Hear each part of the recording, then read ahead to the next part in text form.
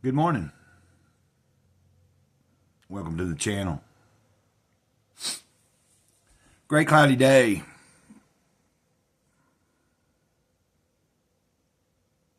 Yeah.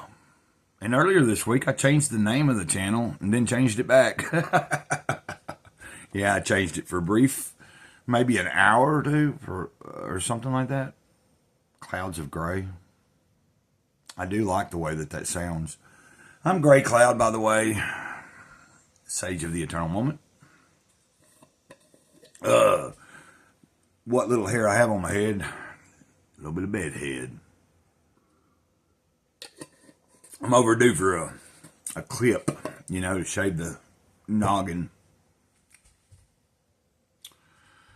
Well, I didn't do an extensive video yesterday, just a couple of shorts.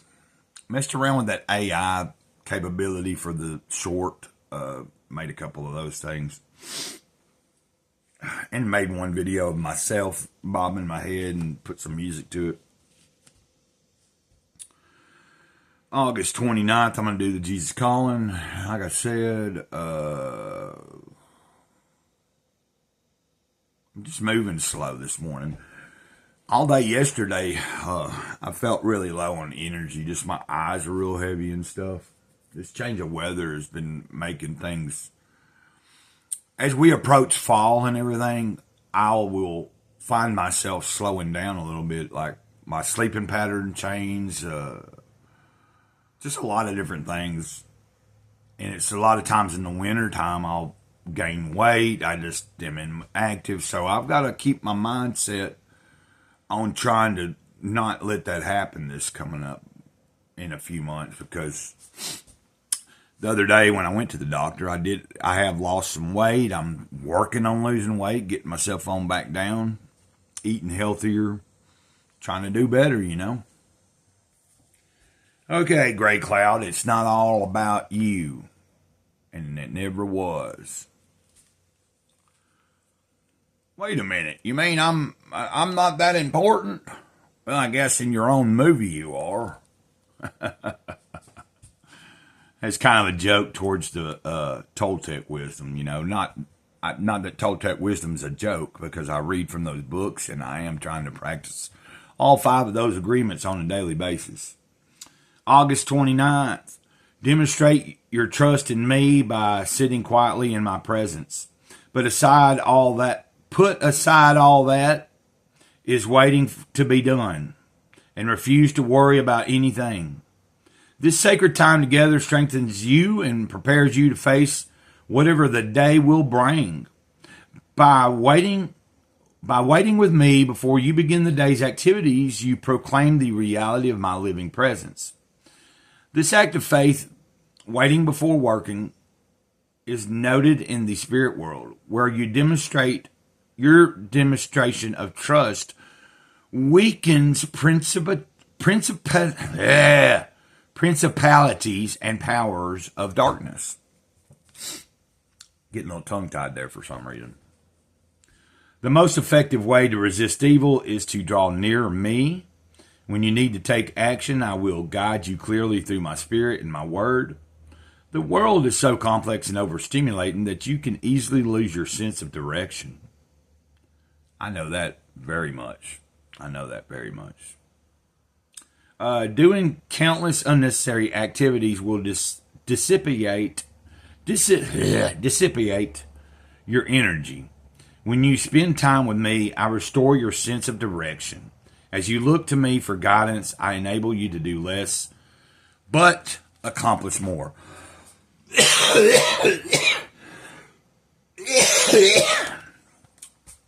And I chose to read this one this morning to you guys because first I had read a little bit of...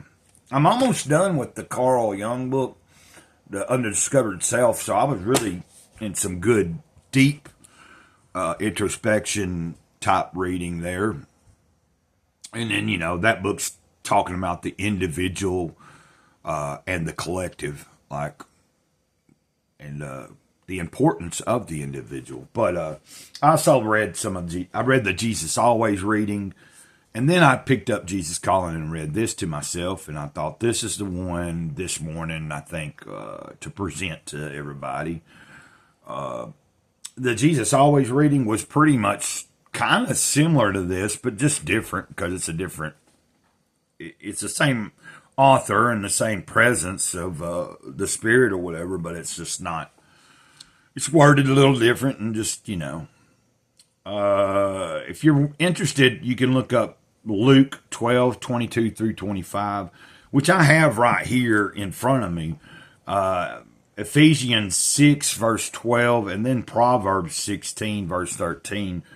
But I do have Luke open right now to this these particular few verses. I guess I'll go ahead and read that to you.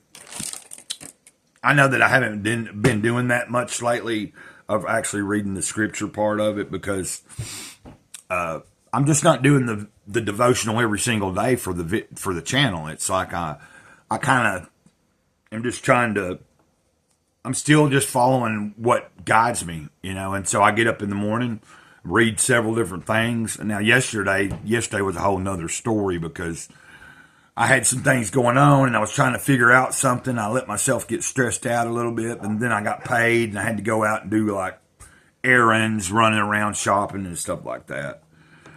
But Luke chapter 12, 22 through 26, I believe, or 25. Then turning to his disciples, Jesus said, "So I tell you, don't worry about everyday life, whether you have enough food to eat or clothes to wear. For life consists of far more than food and clothing. Look at the ravens. They don't need to plant or harvest or put food in barns because God feeds them. And you are far more valuable to him than any birds. Can all your worries add a single moment to your life? Of course not." And, like even if you're not a believer, that's still common sense stuff right there. Does worrying about anything add any amount of credit to our world, to our life? Does being overly anxious about certain things add anything to the quality of our life? I have to ask these things of myself every day. Because even though I present myself on video and in live streams, and you might think that I'm a pretty well-rounded person and spiritual and maybe in tune. Well, some days I am, and some days I'm completely off. Completely just like sidetracked. Can't seem to stay in the moment, even though I'm telling you I'm the sage of the eternal moment. Well, I'm not the only sage. I said this the other day. I'm imagining there's probably plenty of people that are also practicing trying to be in the moment. I've just come to the reality that the only thing I have, and I will say this over and over, and you'll hear it in videos and in live streams, the only thing I truly have is this. Whether it be getting up in the mornings and doing my own studies, or getting up in the mornings and doing studies and then going for a walk and then coming back and then making a video, whatever. I hadn't even took a walk today. I didn't do a walk yesterday, but I was busy yesterday. I did stuff here in the trailer while I was waiting to get out and go do the things I had to do, and then I had to come in and do more things and put stuff up from, groceries and stuff. Got more work to do here in a little bit. I got a bunch of hamburger meat and things I got to break up and put in bags and put up in the freezer and do stuff. Anyway, it's not all about Gray Cloud. Although, in my life for my day today, that's what I got to think about. It is about me, because I got to think about, what do I need to do? What should I do? Blah, blah, blah, blah. Or do I just relax and take it easy? Well, I'm going to take it easy, a little easier than I have been, just because I'm a little slow this morning. I'm a little tired. But there's a lot of things that can be done. And at the end of the day, I want to know that I put forth my best effort. the fourth agreement is always do your best and know that your best changes from day to day, minute to minute. You know, my best is going to be better on those days that I wake up just wide open and ready to go, and as opposed to probably today. The best I've got right now is what you see. And it's low on energy. Mixed up me a drink yesterday with a little packet of some electrolyte stuff. It's flavored blood orange. It's got a little energy packet to it in it. Like, I think some caffeine. But the electrolytes, and then little pink Himalayan pink, salt. And